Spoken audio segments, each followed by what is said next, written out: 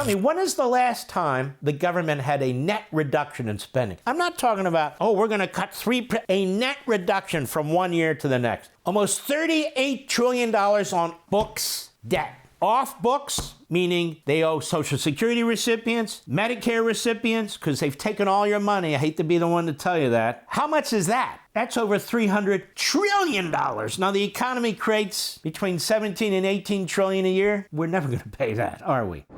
What do billionaires do with their money? They invest it, they spend it. So they invest it.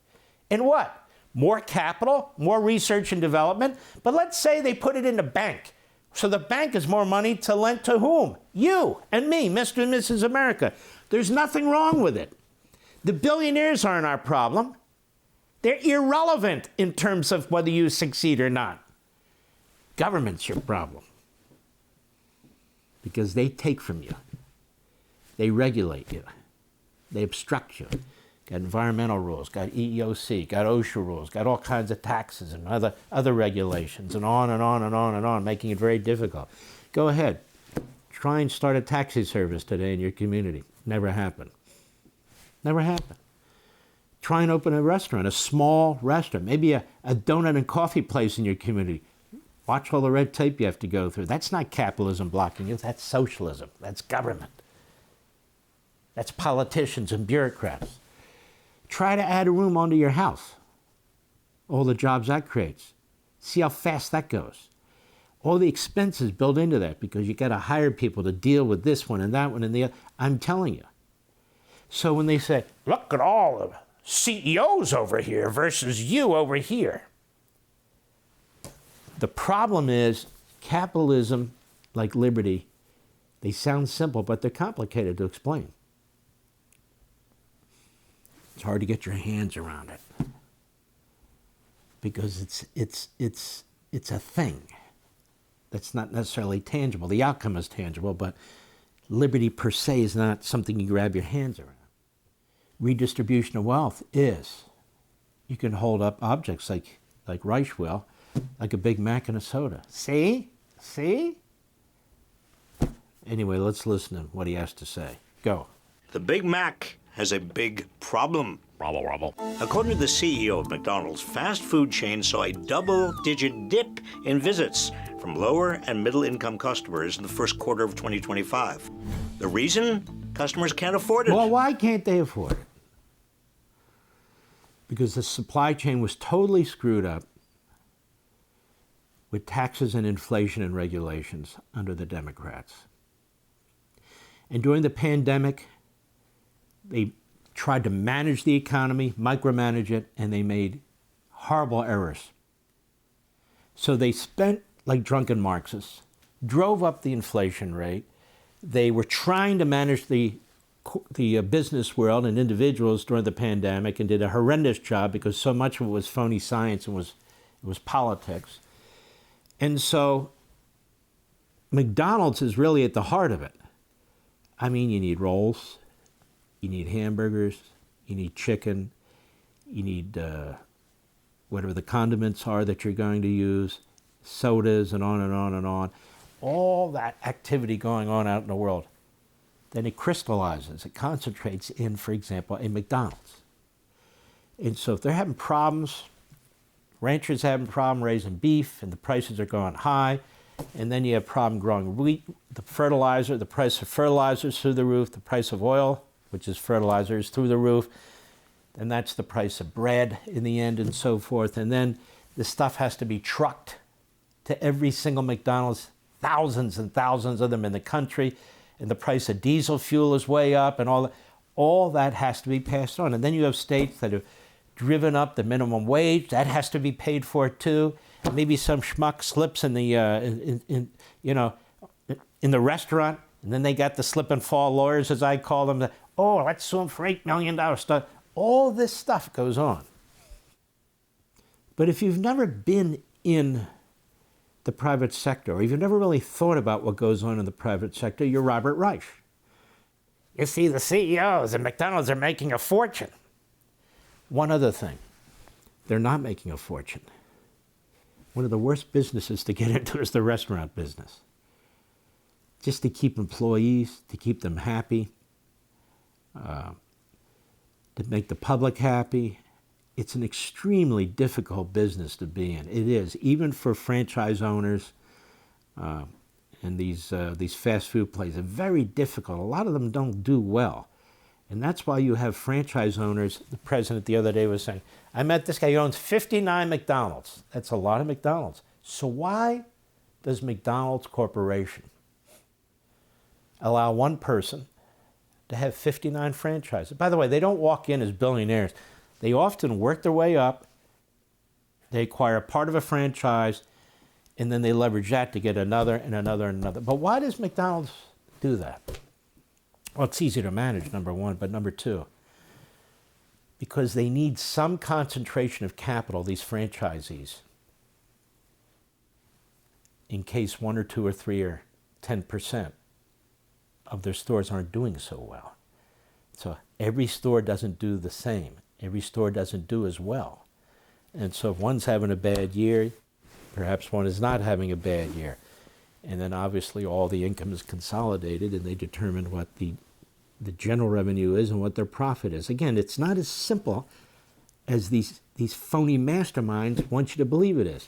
Go.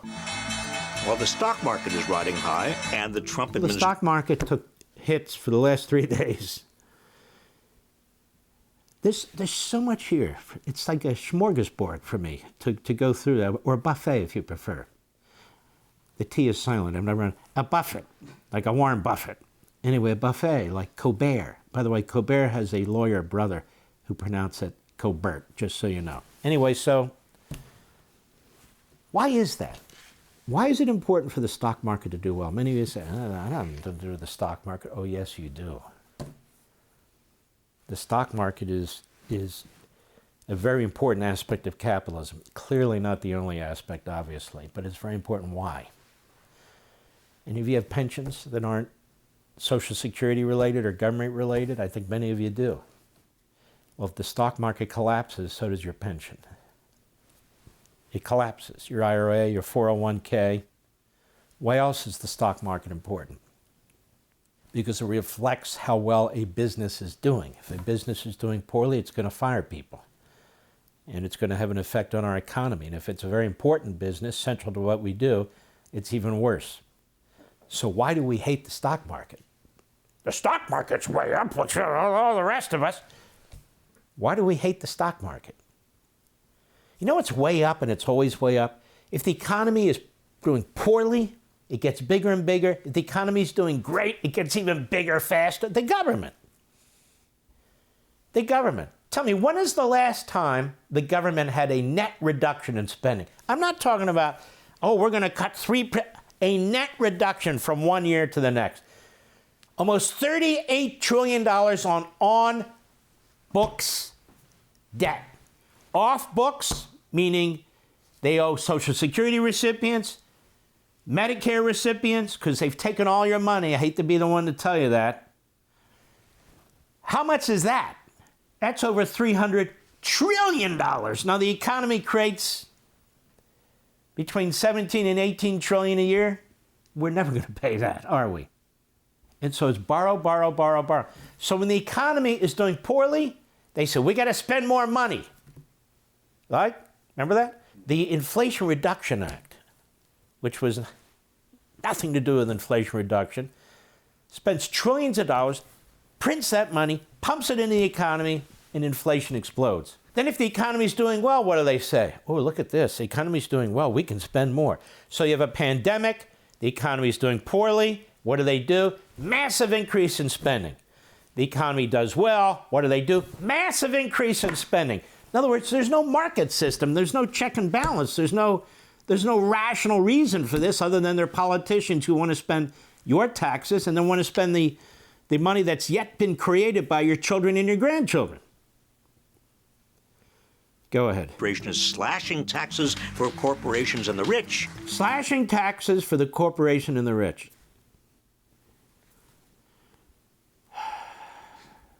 How many more times? What do I have to do? Take out charts? You see, this is the problem with Marxist socialists. The facts don't matter. slashing taxes for corporations and the rich. How many of you are corporations and are rich? Probably very few of you. But if you own a corporation or rich, congratulations. That means you're successful. You're doing something that people want. But let's say you're a waiter and you earn tips. Well, Trump said no taxes on tips under $25,000. Let's say you're working overtime. Trump says no tax on overtime because you're working extra hard. Let's say you're helping a family member who maybe has Alzheimer's or some physical problem going on and you need to help them at home or whatever. Well, he says, you're going to get a tax credit. We're going to give you a tax credit. What about Social Security recipients? Well, up to a certain amount, you're not going to pay taxes on Social Security. See? Taxes, not for the rich, not for corporations. And why would Republicans just cut taxes for billionaires and corporations anyway? Why would we do that? Corporations don't vote, and there's only so many billionaires. So why would the Republicans actively screw the middle class? I don't like that Marxist phrase either, but we got to play along, right? This is the language we use now, unfortunately. The middle class to help billionaires. Most of the dark money billionaires are giving money to the Democrats anyway. We've known that, right, Mr. Soros?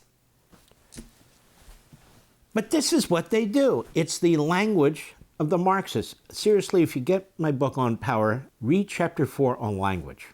Because when you're talking about class warfare, it's very easy. You don't need the facts. It's just them against us. It's the oppressed versus the oppressor. It's good versus evil. And so they sloganeer all the time. You know, they're for the billionaires, these guys over here, and the big corporations. The little guy never gets anything. What's your response? See what I mean? And then you need at least 5 times the amount of time to respond. You just go, wait a minute, that's not what's going on. 10 seconds. Go. Nothing is trickling down to everyday Americans. And when he talks about trickling down to everyday Americans, who does this jackass think makes this country work? You look at a grocery store like they show in the graphics. Who raises the chickens that lay the eggs? Who makes the cartons? Who drives the trucks? These are everyday Americans. So everyday Americans have to get paid too. The farmer, the rancher, the truck driver, the assembly line workers who make the packaging, the people who work at the grocery stores. These are all chains of expenses before you get 2 eggs. May I have 2 eggs over easy, please? Before you have those 2 eggs over easy, there's an enormous number of steps that are taken in a very short, truncated period of time to get you fresh eggs. And he acts like, how come the prices haven't dropped so quickly? Because people are trying to cover their costs that basically imploded in the prior administration.